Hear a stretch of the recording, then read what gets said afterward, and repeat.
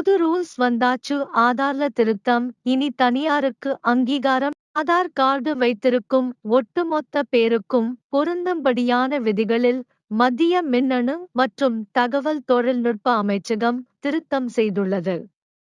இந்த ஆதார் திருத்த விதிகள் 2025 என்ன சொல்கிறது என்றால், இனிமேல் டிராவல் டூரிசம், ஹெல்த், இ-காமர்ஸ் போன்ற பல்வேறு சேவைகளில் என்னென்ன மாற்றம் வரப்போகிறது தெரியுமா உங்களுக்கு?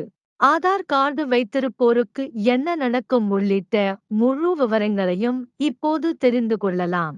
இனிமேல் தனியார் நிறுவனங்களும் இந்த ஆதார் அங்கீகாரத்தை பயன்படுத்த இருக்கின்றன. ஆகவே online ticket booking, e-commerce, shopping, hotel booking, tourism போன்ற தனியார் நிறுவனங்கள் வழங்கும் சேவையில் தனி நபரின் அடையாளத்தை வெரிபிகேஷன் செய்ய அந்த நிறுவனங்களும் ஆதார் அங்கீகாரத்தை பயன்படுத்த போகின்றன. நிதி சேவைகள், மத்திய மாநில அரசு மானியங்கள், அடையாளம் சரிபார்ப்பு போன்ற பல்வேறு சேவைகளுக்காக ஆதார் அங்கீகாரத்தை பயன்படுத்த ஆதார் விதிகள் 2016 கொண்டு வரப்பட்டது. இப்போது பிரதமர் மோடி தலைமையிலான மத்திய அரசு அந்த விதிகளில் திருத்தம் செய்துள்ளது.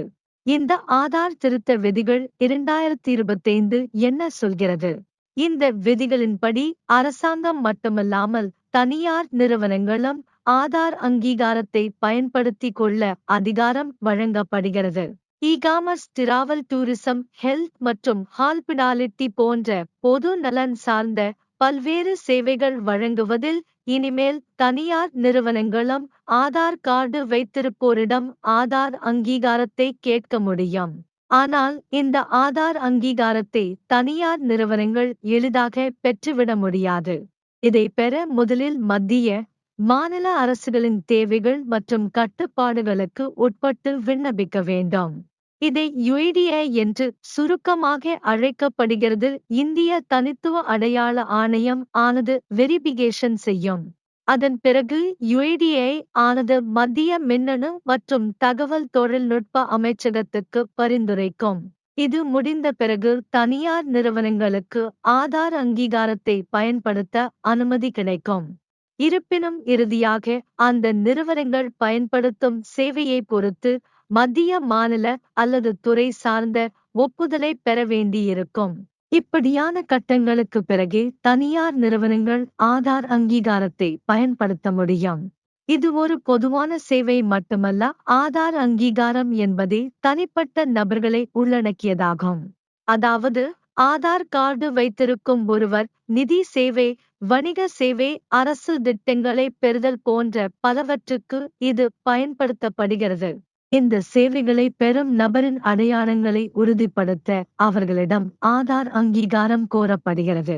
இதன் மூலம் உங்களது ஆதார் கார்டு விவரங்களை வெரிபிகேஷன் செய்து உங்களுக்கு சேவைகளை வழங்க முடிகிறது. இது sim card, bank account open, ஓட்டுநர் உரிமம், பாஸ்போர்ட் போன்ற பல்வேறு சேவைகளுக்கு தவிர்க்க முடியாததாக மாறி வருகிறது. இனிமேல் தனியார் நிறுவனங்களும் இந்த ஆதார் அங்கீகாரத்தை பயன்படுத்த இருக்கின்றன.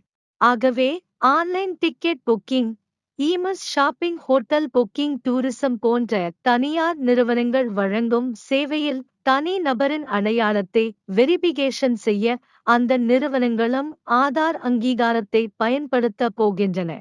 இதனால் ஆதார் கார்டு வைத்திருப்போருக்கு சேவைகள் எளிதாகவும் விரைவாகவும் கிடைக்கும் என்று மத்திய மின்னணு மற்றும் தகவல் தொழில்நுட்ப அமைச்சகம் தெரிவிக்கிறது. மத்திய, மாநில அரசுகள், மின்னணு மற்றும் தகவல் தொழில்நுட்ப அமைச்சகம், இந்திய தனித்துவ அடையாள ஆணையம் ஆகியவற்றின் விதிகள், கட்டுப்பாடுகளுடன் இந்த அங்கீகாரம் தனியாருக்கு கிடைக்கிறது. இதில் தனிப்பட்ட தகவல்கள் பாதுகாக்கப்படும் என்பதில் சந்தேகமில்லை.